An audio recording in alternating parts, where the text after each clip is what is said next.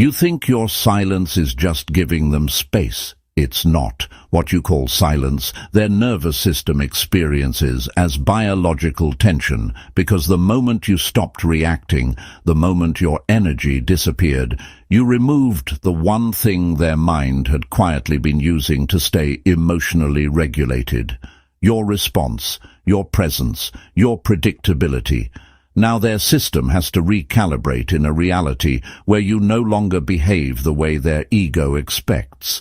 And that's where it gets dangerous, because this was never just about missing you. This is about what happens when someone who depended on your emotional availability suddenly loses access to the stimulus that kept their inner world stable. Your silence becomes pressure, not emotional pressure, biological pressure, the kind that keeps rising beneath the surface, like something deep under the ocean where the weight becomes impossible to ignore. And most people make the mistake of thinking the avoidant is calm during this phase. They're not calm. They're adapting. Their brain is trying to rebuild pathways around your absence in real time, which is exactly why what happens next shocks almost everyone. Because the silence you think is nothing is often the exact moment their internal system starts turning against the version of them that pushed you away. Stay focused. Phase 1. The dopamine crash. Now this is the part where most of you lose, not because you don't know what to do, because you do know. You know the rule. You know silence is working, and yet your hand still hovers over the phone. One last text, one final check-in, one, "I just wanted closure." No, that urge you feel right there is exactly why this cycle has survived for so long, because every time the pressure begins to build inside their system, you rescue them from having to feel it. You mistake guilt for compassion. You feel bad. You imagine them hurting. So you send the message. And the second you do, you hand their nervous system the exact chemical hit it was waiting for. Relief, predictability, safety. This is the biological truth most people never understand. Avoidants often become neurologically comfortable with the predictability of your pursuit. Not your love, not your value, your predictability. The check-in, the chase, the emotional reopening, the reassurance that no matter how distant they become, you will eventually restore the signal. That signal becomes a form of regulation, a dopamine loop built on expectation. Their brain learns your return. It begins to expect your reaction the same way the body expects a familiar routine. So when you suddenly disappear, the loop breaks, and the brain notices. The hit never comes. The expected emotional reward is gone. The predictable pathway collapses. That's when the drop begins. The dopamine crash. Not because they suddenly miss you in some romantic fantasy. Because the nervous system no longer receives the stimulus it had quietly attached itself to. Your pursuit was the reward. Your reaction was the reset. And your silence removes both. This is why some avoidants suddenly look colder in the early phase, not because nothing is happening, because the system is trying to compensate for the drop. They become more distracted, more numb, more performative, more fine, because the mind is scrambling to stabilize itself without the predictable chemistry of your return. And this is where most of you destroy the process. You break silence because you feel sorry for them. Listen carefully. The second you break here, you don't help them. You restore the addiction loop. You give them the hit they needed to stay exactly as they are, unchanged, unchallenged, unaware. So the real question is not whether they care. The real question is this: can you hold your silence long enough for their internal chemistry to stop protecting the old version of them? Because stage 2 is where the real panic begins. Not the visible kind, the deeper kind.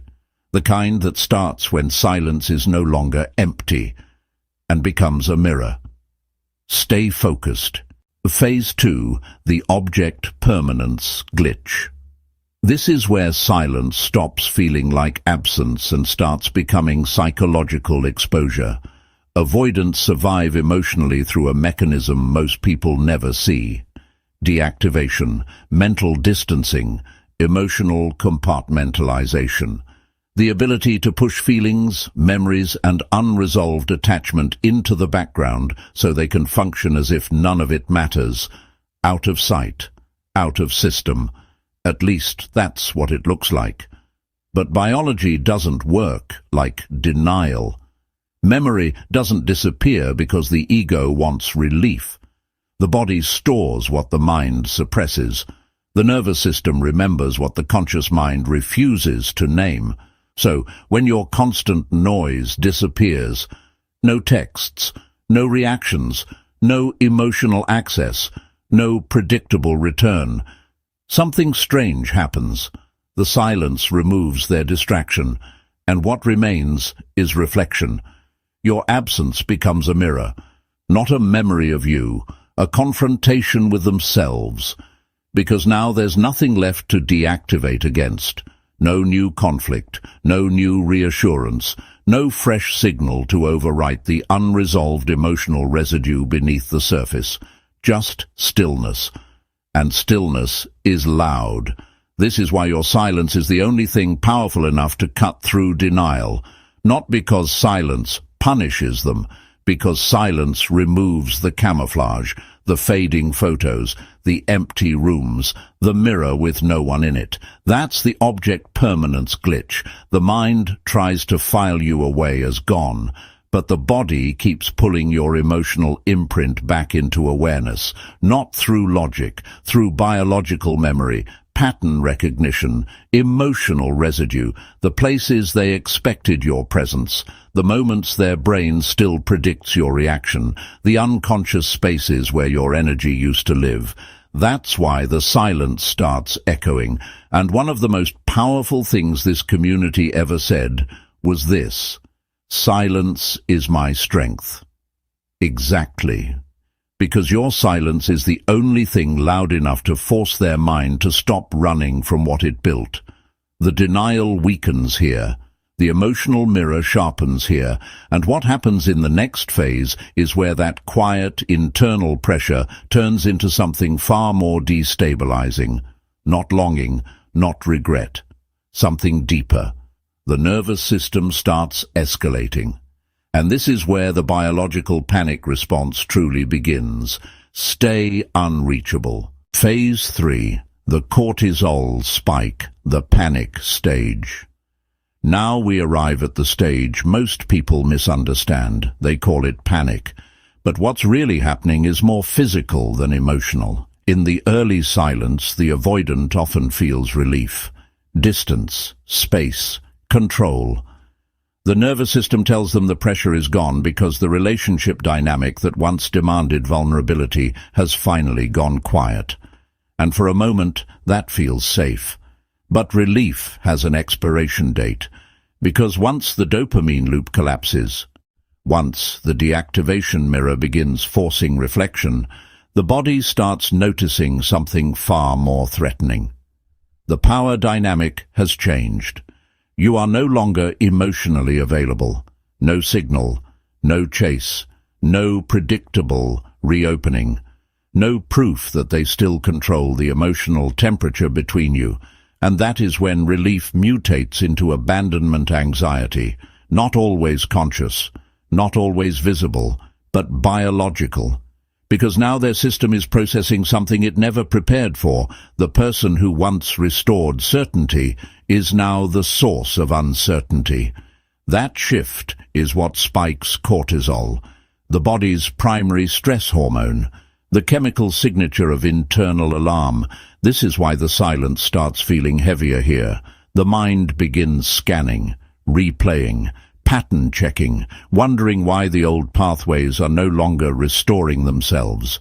The body starts interpreting your emotional absence as loss of control. And for someone who survived through distancing, control was always the anesthesia. Now the anesthesia is gone. The stillness becomes threat. The blurred city lights, the underwater pressure, the rising pulse. This is the stage where their body starts asking questions their ego spent months avoiding. What if you really moved on? What if this silence isn't a strategy? What if this is the first time they can't get you back into your old role? That internal uncertainty creates biological stress, not because they suddenly became emotionally secure, because their old system no longer works. And this is where I need to confront some of you directly. A lot of you start feeling sorry for them here. You worry about their peace, their comfort, their emotional state. But where was that concern when your nervous system was drowning in confusion? Where was that mercy when you were the one carrying the weight of unpredictability? Listen carefully. This biological stress is not cruelty. It is consequence. It is the first honest feedback their system has received. The first time their body cannot bypass the damage through distance. The first time silence forces them to sit inside the emotional architecture they created. This cortisol spike is the body's way of saying the old power no longer exists. And that biological stress is often the only thing strong enough to force an avoidant to face the damage they've done.